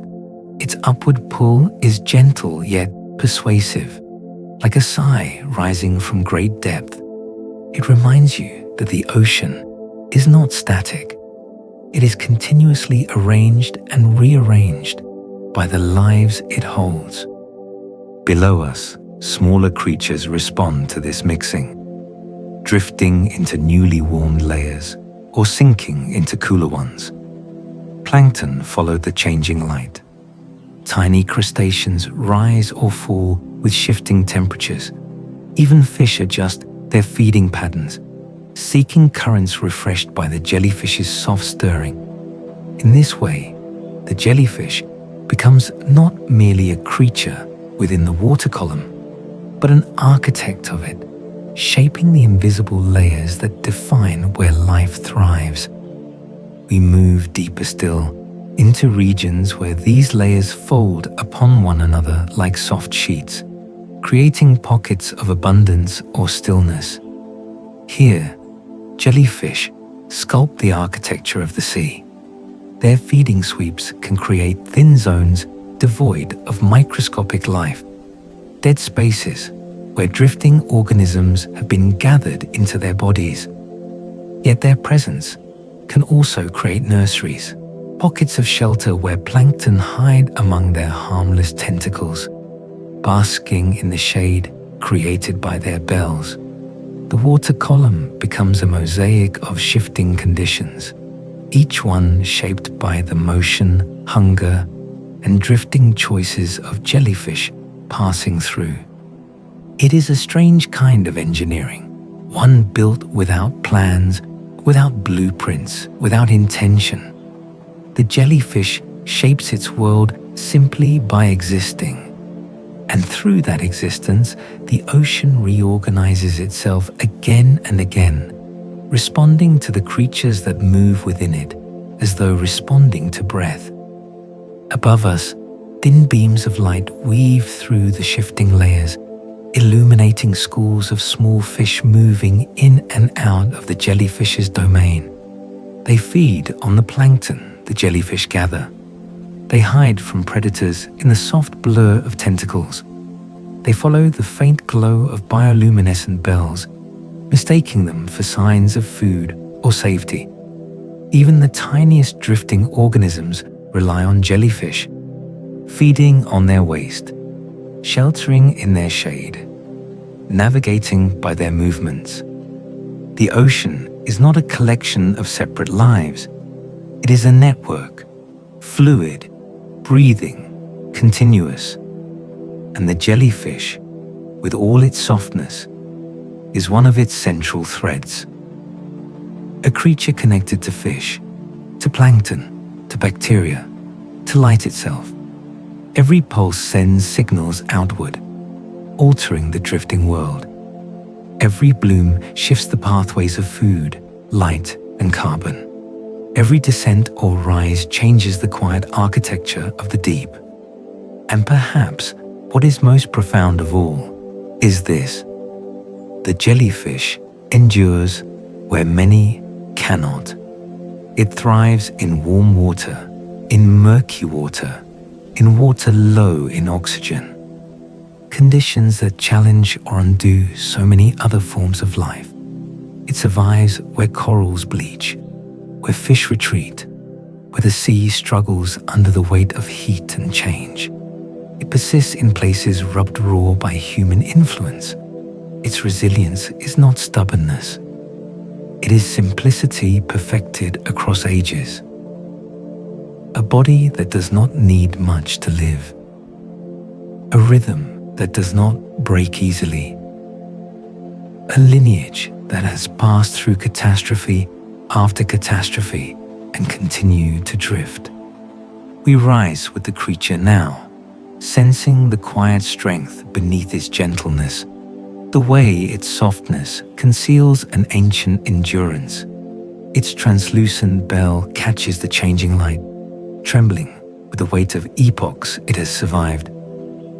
And as it pulses, unhurried, toward a brighter layer of sea, the thought unfolds softly. Resilience does not have to be hard. Sometimes it is flexible, transparent, yielding. Sometimes it is a soft body, learning to move with the world as it changes. And the jellyfish, continuing its slow ascent, becomes a symbol of that truth, an emblem of what it means to persist through ages by drifting, sensing, and simply being. A creature shaped not by dominance, but by harmony with the deep. And as we follow its slow, unbroken rise, the layers of the sea around us begin to shift in tone. Light gathers in pale ribbons, drifting downward through the water like strands of silk. The jellyfish's bell brightens with each passing meter, catching the shimmer and scattering it across its edges in trembling arcs.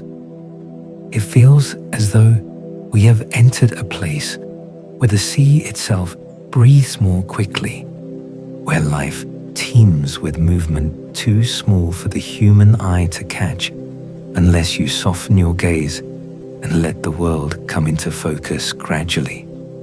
Here, the water is woven with threads of drifting plankton, tiny, shimmering particles that pulse in and out of existence as shafts of light strike them. They move in gentle tides of their own, rising during the night, sinking when the sun grows strong, forming the great vertical migration that sustains the ocean's living web. And the jellyfish, quiet and unassuming, becomes both shepherd and participant in this subtle dance. Each pulse of its bell creates a small vacuum behind it, drawing plankton into its wake, not aggressively, just enough to shift their distribution, clustering them into pockets where fish will later feed.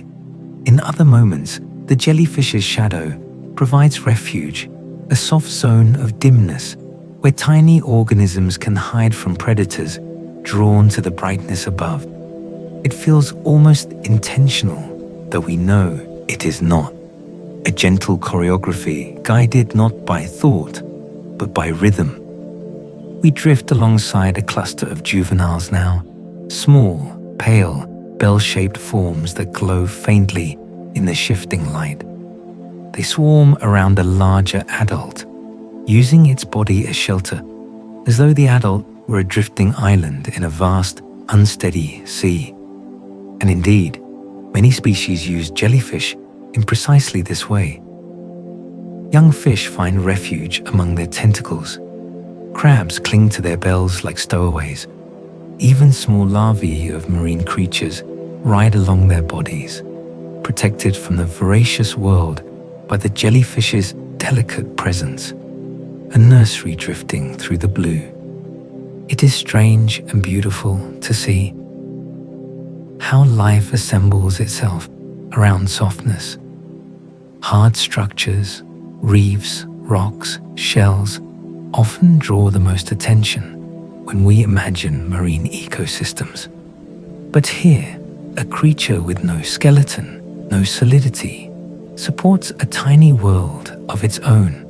It holds this world gently, without grasping, without claiming, simply allowing life to gather wherever the currents permit. The deeper we observe, the more this pattern reveals itself. A jellyfish bloom does not simply fill the sea with drifting bells. It rearranges the water column into new shapes of opportunity and scarcity.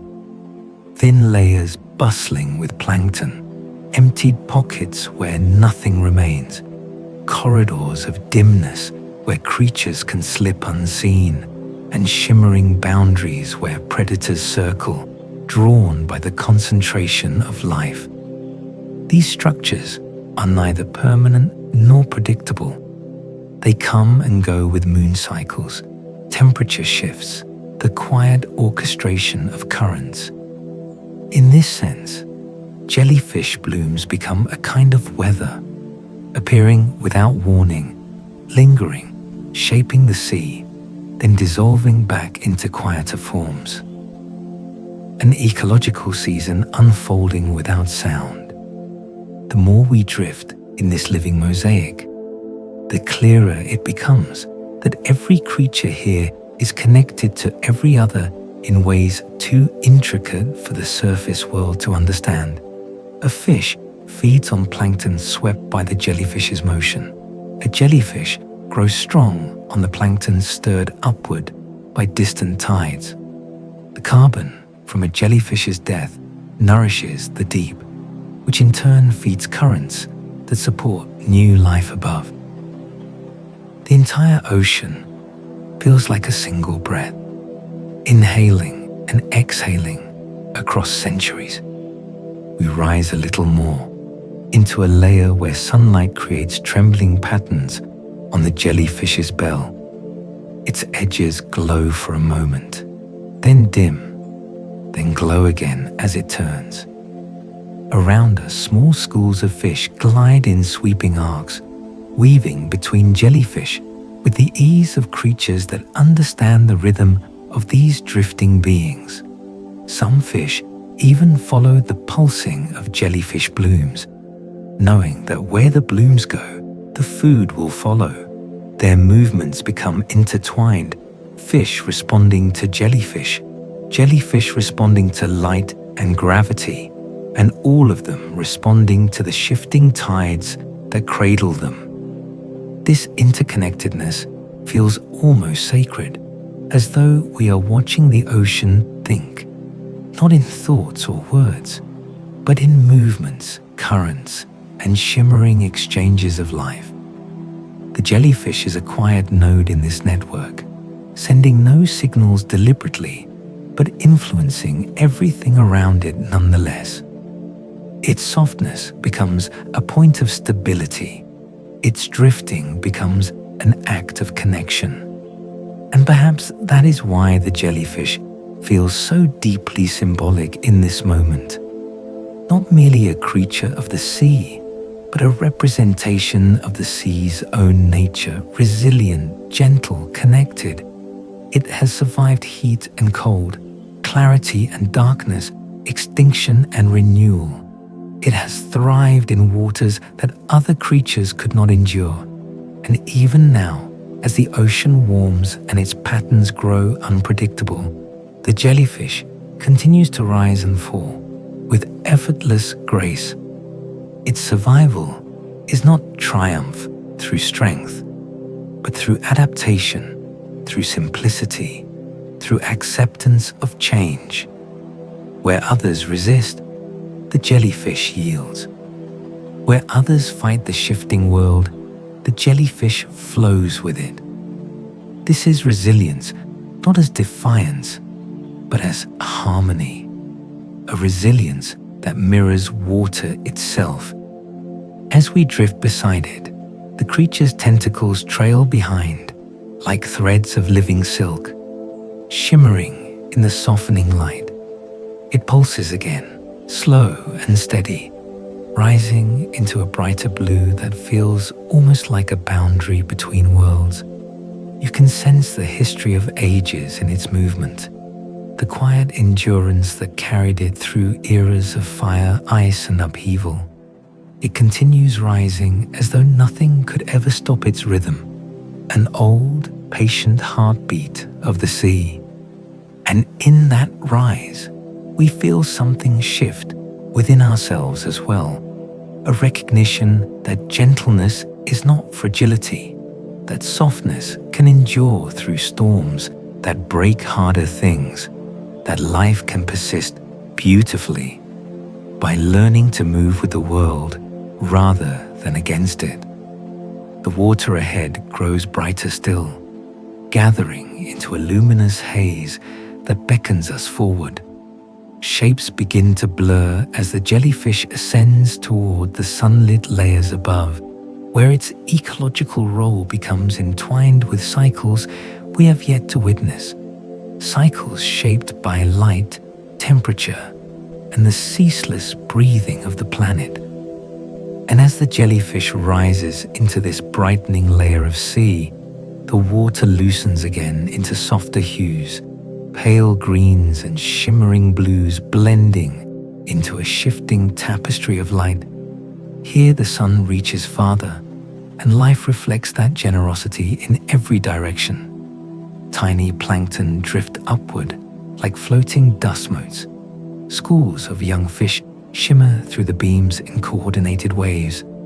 Even the temperature feels gentler, as if this region of the ocean were a cradle suspended between deeper mystery and surface light.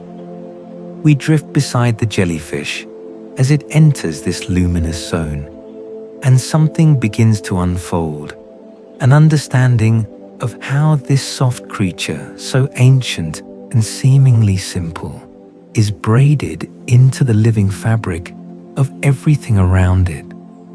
The ocean is a vast system of relationships, of quiet signals and subtle exchanges, and the jellyfish is both participant and messenger in that continuous conversation. Each motion of its bell lifts small particles, redistributing nutrients through the water column. Each drifting pause becomes a shelter for something small and vulnerable. Each pulse alters the microcurrents just enough to shift where plankton gather, where fish feed, where tiny larvae find a place to grow. In this way, The jellyfish becomes a point of harmony in a network too intricate to see all at once, yet felt in every movement of the sea. This is a world held together by soft creatures, by beings whose influence radiates outward, not through dominance, but through presence. The jellyfish touches plankton, fish, bacteria, and light. Light touches everything. And in the interplay between these elements, the ocean becomes more than water. It becomes an organism, breathing slowly through its countless inhabitants. We move through a drifting constellation of juvenile fish now, each massing and dissolving in shimmering arcs as they weave around the jellyfish's tentacles. They do not fear the creature. They know its touch is gentle. They follow its movements like birds following the wind, trusting it to lead them through gradients of light and food. Their scales glint like droplets of molten silver, catching brief flashes of brightness as they cross the sunbeams filtering from above. And as we continue rising with them, the jellyfish becomes illuminated from within, its bell glowing softly with refracted light. It appears almost weightless, an image of delicate resilience shaped across eons. It has survived extinctions and upheavals, glaciations and warming periods. Its lineage threads through entire planetary transformation, emerging unchanged in essence, while the world redefined itself again and again. This resilience is not loud. It is not the power of armor or speed or strength. It is the endurance of something perfectly adapted to fluidity. Because it does not resist the world cannot break it. Water cannot crush something made of water. Heat cannot overwhelm something that needs so little oxygen. Pollution clouds the habitat of many creatures, but the jellyfish drifts on, drawing life from the haze others cannot tolerate.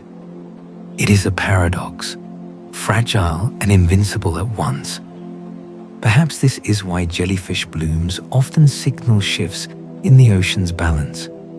They expand in places where the water grows warm, where nutrients fluctuate, where other creatures withdraw.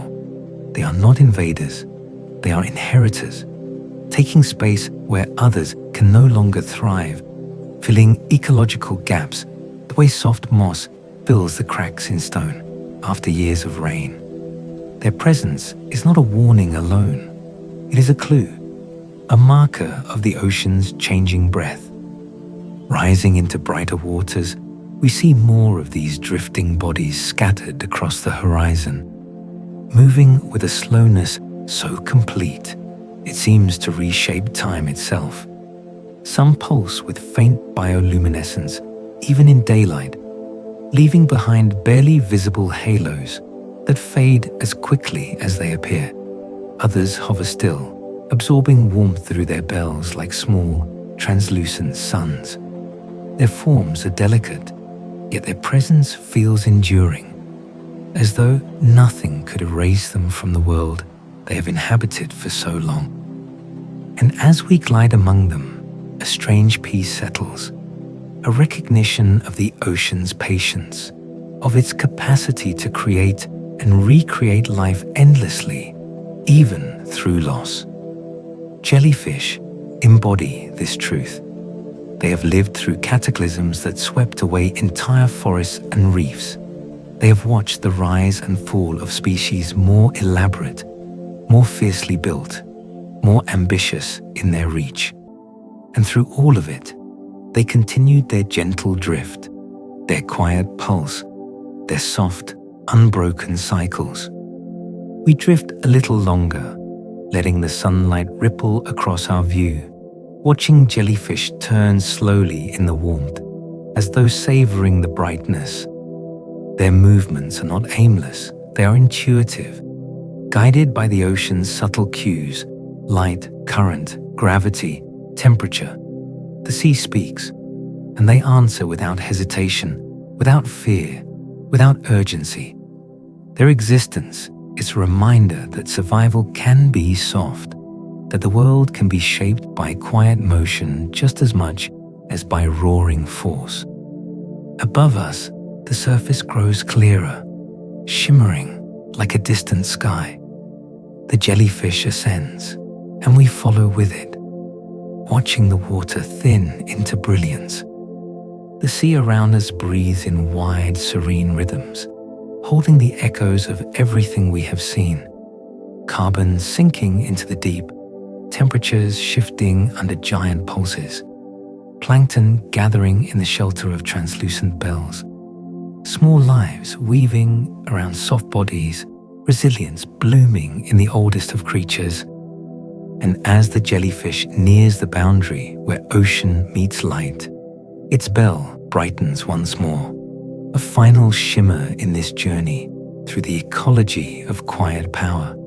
It pulses, gentle and unhurried, rising into the calm radiance above, carrying with it the ancient wisdom of softness, connection, and enduring presence. We linger for a moment in its wake, watching the water settle into perfect stillness.